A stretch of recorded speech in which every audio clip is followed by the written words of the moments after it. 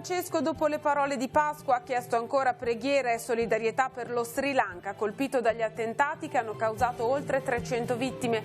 Dal pontefice un invito a testimoniare Cristo risorto. Il risorto ci invita ad elevare i nostri pensieri oltre agli interessi terreni. La riflessione di Monsignor Alberto Tanasini nelle celebrazioni pasquali in cattedrale. Il destino eterno dà pienezza alla vita. Chiavari ricorda 26 vittime innocenti della Resistenza, 74esima festa della liberazione speciale quest'anno con l'inaugurazione al cimitero di un pannello realizzato dagli studenti del Luzzati. Il Gambero Rosso di Santa Margherita Ligure, protagonista della puntata di Un posto a tavola in onda questa sera. Nel programma di TVL Pistoia, trasmesso sulle reti Corallo, ospite una giovane cuoca di Lumarzo. Buongiorno a tutti e ben ritrovati con la nostra informazione. Dunque, Papa Francesco è tornato a chiedere solidarietà per il popolo dello Sri Lanka colpito dagli attentati di Pasqua e ha condannato quanto accaduto. Il cuore del pontefice è vicino alle tante sofferenze del mondo, come testimoniato nel messaggio per la benedizione Urbi et Orbi impartita nel giorno di Pasqua. Il Santo Padre, in questi giorni in cui si prolunga la gioia della resurrezione, ha chiesto più volte un impegno concreto ad essere testimoni ed annunciatori del Cristo risorto, un invito rinnovato anche nella preghiera mariana del Regina Coeli del lunedì dell'Angelo. Vediamo. Come le donne, le prime ad incontrare Gesù risorto, anche noi siamo chiamati ad incontrarlo personalmente e a diventare suoi annunciatori e testimoni, vivendo la gioia pasquale, liberati da paura e tristezza. È l'invito che il Papa ha rivolto ai cristiani alla Regina Coeli del lunedì dell'Angelo. Ciò che umanamente era impensabile è avvenuto, ha ricordato il Papa. La resurrezione di Cristo, infatti, costituisce l'avvenimento più sconvolgente della storia umana, che attesta la vittoria dell'amore di Dio sulla morte e dona alla nostra speranza di vita un fondamento solido come la roccia. Invitato a ripetere in questi giorni l'antica sequenza liturgica pasquale: Cristo, mia speranza, è risorto. E in Lui anche noi siamo risorti, passando dalla morte alla vita, dalla schiavitù del peccato alla libertà dell'amore. Lasciamoci dunque raggiungere dal consolante messaggio della Pasqua e avvolgere dalla sua luce gloriosa che dissipa le tenebre della paura e della tristezza. Gesù risorto cammina accanto a noi. Il Papa è tornato anche a manifestare vicinanza al popolo dello Sri Lanka, colpito nel giorno di Pasqua da una serie di attacchi. Il bilancio finale è in continuo aggiornamento, oltre 300 morti. Cari fratelli e sorelle, vorrei esprimere nuovamente la mia vicinanza spirituale e paterna al popolo dello Sri Lanka. Sono molto vicino al mio caro fratello il cardinale Malcolm Ranjit Patabendigeddon e a tutta la Chiesa archidiocesana di Colombo. Prego per le numerosissime vittime e ferite e chiedo a tutti di non esitare a offrire a questa cara nazione tutto l'aiuto necessario. Auspico altrettanto che tutti condannino questi atti terroristici, atti disumani, mai giustificabili. Elevate i vostri pensieri, sappiate guardare la vostra vita nella luce di Dio. L'invito di Monsignor Alberto Tanasini, pronunciato nell'omelia della Domenica di Pasqua. Il Vescovo, durante la celebrazione nella cattedrale di Nostra Signora dell'Orto a Chiavari, ha citato l'Apostolo Paolo: se siete risorti con Cristo, cercate delle cose di lassù, e ha invitato i fedeli a non fermarsi agli interessi terreni. La sintesi dei riti pasquali nel servizio. Fa che le feste pasquali accendano in noi il desiderio del cielo e ci guidino rinnovati nello spirito alla festa dello splendore eterno. Il rito del fuoco con il quale si apre la veglia pasquale rischiara il buio delle tenebre. Nella notte in cui Gesù è passato dalla morte alla vita, la Chiesa chiama i suoi figli a vegliare in preghiera. Cristo, risorto, consentirà a noi di partecipare alla sua vittoria sul male, sul peccato, sulla morte. Nella cattedrale di Nostra Signora dell'Orto, il vescovo Alberto Tanasini ha presieduto la celebrazione amministrando i sacramenti dell'iniziazione cristiana a 4 catecumeni adulti. La risurrezione di Cristo, ha spiegato il vescovo, ci dà la possibilità di essere uomini nuovi. Un pensiero ripreso nella messa della domenica di Pasqua. La resurrezione significa nuova creazione, nuova creatura, una condizione nuova dell'essere, ha detto Monsignor Tanasini. Affermare la risurrezione vuol dire che lì davvero, in Cristo soltanto, troviamo la novità dell'uomo. Da qui l'invito a cercare le cose di lassù. Non fermatevi ai vostri interessi terreni. Non chiudetevi nelle vostre presunzioni. Non affidatevi semplicemente alle vostre tecnologie. Cercate le cose di lassù, dove Cristo siede alla destra di Dio. Pensate al vostro destino eterno. Vivete per questo destino eterno. Scoprite la pienezza della vostra vita. Ecco dunque dire che Cristo è risorto. Credere che Cristo è risorto vuol dire impostare così la nostra vita. E un'atmosfera raccolta e composta ha accompagnato l'esecuzione del concerto di Pasqua organizzato a Chiavari dall'Associazione Culturale Simon Boccanegra, che ha voluto proporre un percorso musicale attraverso la morte e la resurrezione di Cristo. Nella prima parte i solisti dell'orchestra Chiavari Classica hanno eseguito infatti le ultime 7 parole di Cristo sulla croce di Haydn, un'autentica meditazione musicale commissionata nel 1786. Il concerto poi è proseguito con l'Exultate Jubilate di Mozart e con il Magnificat di Marco Frisina, un programma articolato dunque diretto da Francesco Gardella ed eseguito dalla soprano Rossella Paradiso. Il concerto sarà trasmesso domenica sera alle 21:10 su Telepace 1 al canale 15.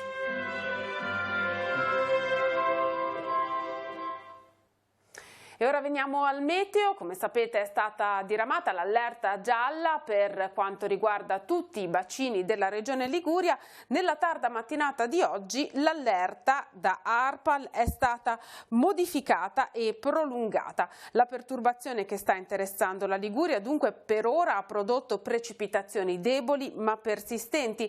I fenomeni sono però destinati a proseguire fino alla prossima notte, in particolare sul Savonese orientale e sul centro levante della regione. E allora, per quanto riguarda la zona A, ovvero la zona di Imperia, è confermata la chiusura dell'allerta alle 15.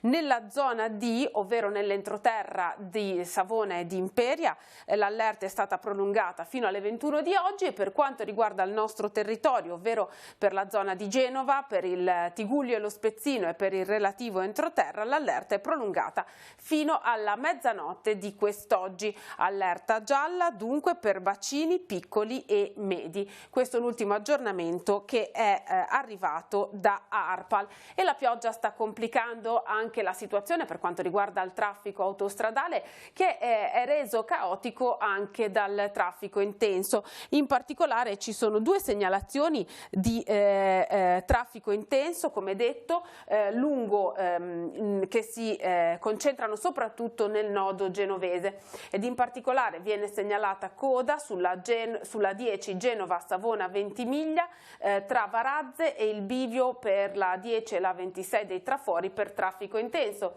C'è un'ulteriore segnalazione di coda fra Genova Nervi e il bivio tra la 12 e la 7 Milano-Genova, sempre per traffico intenso. Dunque queste le principali segnalazioni sul sito di Autostrade per l'Italia. E sono giorni di festa anche per l'anniversario della Liberazione che si celebrerà ovviamente il prossimo 25 di aprile, 74esimo anniversario della Liberazione. Vi presentiamo le manifestazioni che interesseranno la città di Chiavari. Gli appuntamenti di giovedì 25 aprile questa mattina sono stati infatti presentati in conferenza stampa. Quest'anno al Liceo Artistico Luzzati è stato affidato il compito di realizzare uno speciale pannello commemorativo. Sentiamo. Sarà un 25 aprile speciale quest'anno per Chiavari. Per la prima volta, infatti, verranno ricordati tutti coloro che tra l'agosto del 1944 e il marzo del 1945 vennero fucilati in città e sotto il muro del cimitero. Agli studenti del Liceo Artistico Luzzati è stata affidata la realizzazione di un pannello celebrativo con i nomi dei caduti. Sono 26 caduti, fucilati per rappresaglia, caduti perché erano renitenti alla leva o erano disertori, non erano in regola, non erano sotto il fascio, erano antifascisti, per cui sono stati presi e per rappresaglia fucilati lì, tra i quali c'è anche Don Bobbio. Lo scopo è quello di far sapere che finalmente ricordiamo anche le vittime innocenti di quel periodo, caduti senza nessuna colpevolezza particolare. Questo il programma di giovedì. Tra le 7:30 e le 9 saranno deposte le corone alle lapidi e ai cippi. Alle 9:30 il vescovo celebrerà la messa in cattedrale. Seguirà il corteo sino in piazza Roma, dove alle 10:45 ci sarà l'alzabandiera. La conclusione alle 11 al cimitero. Dopo l'inaugurazione del pannello elaborato da Luzzati, interverrà il docente Guido Levi, ricercatore e membro dell'Istituto Storico della Resistenza Raimondo Ricci di Genova. Alle 17 all'Auditorium San Francesco lo spettacolo con gli studenti del Conservatorio di La Spezia e gli attori della compagnia Cattivi Maestri di Savona. L'ANPI invita tutti a partecipare e a fare memoria per combattere la crescente indifferenza di oggi. Siamo in un clima difficile e un po' confusionario, però dobbiamo dire e dobbiamo sottolineare che per virtù della Costituzione noi siamo 74 anni che siamo senza una guerra in casa e continuiamo a rispettarla, perché l'articolo 11 della Costituzione dice che l'Italia rifugge la guerra. È stato celebrato questa mattina nella chiesa di San Giovanni Battista a Chiavari il funerale di Giuseppe Beppe Sanguineti. L'uomo, 83 anni, era conosciuto in città. Investito da un'auto a fine marzo, è mancato il 14 aprile all'RSA chiavarese. È stato segretario del liceo scientifico e dell'istituto tecnico di Chiavari, ma viene ricordato anche per la sua opera di volontariato negli uffici della curia diocesana. A tutta la famiglia le più sentite condoglianze da parte di Telepace. Grazie ad una crescita delle entrate, l'Istituto per il Baliatico di Chiavari è riuscito nel 2018 ad incrementare i buoni spesa, una notizia che trovate anche sul nostro sito teleradiopace.com, e a prevedere per il futuro nuove assistenze straordinarie ed un aumento del valore dei buoni, grazie ad una crescita dell'avanzo finale. Sono i dati salienti del bilancio 2018 dell'Istituto per il Baliatico approvato nei giorni scorsi. Sono cresciuti sia i proventi ordinari da locazioni che quelli straordinari da raccolte e offerte. Sono 102 le famiglie assistite per un totale di 880 buoni spese erogati. Sono invariati i costi per il personale e le spese di amministrazione, mentre sono leggermente scese le spese per le tasse pagate, che comunque si attestano ad oltre 28.000 euro, principalmente per il pagamento di IMU e IRES. L'avanzo finale di quasi 22.000 euro sarà destinato ad ulteriori nuove assistenze straordinarie o all'incremento del valore dei buoni. Fra le prossime iniziative c'è il Banco per l'Infanzia, una colletta di prodotti per la prima infanzia che verranno destinati ad oltre 130 strutture per bambini situate in tutta Italia. Per Chiavari, la Fondazione Mission Bambini, che organizza l'evento, ha accreditato come beneficiario proprio l'Istituto per il Baliatico, che sarà presente con i suoi volontari nel negozio prenatal di Corso Dante per tutta la giornata di sabato 25 e domenica 26 maggio per consigliare, informare e ritirare i prodotti donati. Lo scorso anno erano stati raccolti oltre 400 euro di prodotti per l'infanzia. Nell'ambito delle proprie attività nei settori ad alto contenuto tecnologico, Fincantieri ha acquisito una quota di maggioranza del capitale di InSys, società con sede a Follo, nella zona della Spezia, attiva nei settori dell'informatica e dell'elettronica. InSys opera nell'ambito della difesa e del civile e propone soluzioni nell'ingegneria dei sistemi di difesa. Per Giuseppe Bono, amministratore delegato di Fincantieri, questa acquisizione si inquadra in un disegno più ampio di sviluppo di un polo di eccellenza e si inserisce inoltre nella strategia di consolidare una filiera con le aziende di piccole e medie dimensioni che saranno coordinate nel polo, all'interno del quale ognuna manterrà il proprio management, rafforzando così quello del gruppo. Cresce la mobilità elettrica in Liguria, nel più 50% rispetto al 2017 e più 254% rispetto al 2015. Genova è tra i primi posti in classifica. È la mobilità del futuro, spiega Giancarlo Grasso, presidente di Confartigianato Liguria, che aggiunge: nella nostra regione c'è stata un'impennata di immatricolazioni green, un trend che vale il secondo posto in Italia dietro solo al Piemonte. Gli artigiani del settore sono chiamati a stare al passo con questi nuovi scenari. Ora sfogliamo le pagine dei quotidiani in edicola questa mattina, poi ci ritroviamo per altre notizie e servizi.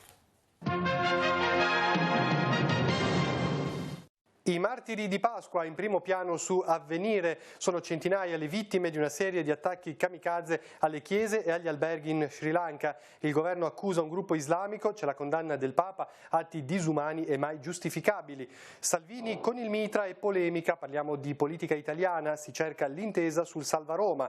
Il PD si dimetta il collaboratore del leader leghista, ancora alta tensione nella maggioranza. All'interno del quotidiano cattolico, il sangue sulla Pasqua, il Papa, atti disumani mai giustificabili e poi le immagini di quella visita avvenuta nel 2015, dolorosamente contrapposte alle immagini di oggi, tornano alla mente quelle festose proprio dell'arrivo di Francesco in Sri Lanka.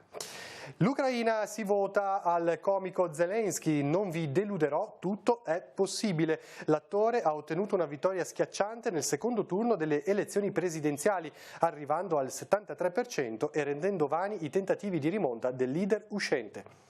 La prima pagina del secolo XIX, ancora gli esteri, Libia in fiamme, in 100.000 sulle spiagge pronti a partire, rischio emergenza umanitaria prima del voto. Trump chiama Conte, si parla anche di migranti, prosegue l'offensiva di Haftar contro Tripoli. La fotonotizia, la strage di Pasqua in Sri Lanka, oltre 290 morti, cristiani sotto attacco. Più sotto il lavoro, impennata della cassa integrazione, Genova sfiora la maglia nera in Italia, male l'industria, nel capoluogo ligure pesano i problemi legati al ponte e al caso Qui Group. Adesso il Levante. A Carasco, investita sulle strisce sabato notte, è morta l'infermiera dei Carabinieri. Giuseppina Mastorci, 56 anni, era impiegata civile alla Legione Carabinieri Liguria, indagato il conducente dell'auto. All'interno del giornale, operai sui ponteggi senza formazione, nei guai impresario. L'indagine è partita dopo la fuga di un uomo prima dei controlli, lavorava a 10 metri d'altezza e non aveva un contratto. È successo a Santo Stefano d'Aveto. E adesso l'evento, Portofino accende il suo falò, San Giorgio ci ha protetto, dice il sindaco Viacava, ringraziamo il patrono che ci ha accompagnati in un percorso difficile. Questa sera, meteo permettendo, si rinnoverà la tradizione dopo la mareggiata che ha isolato il borgo.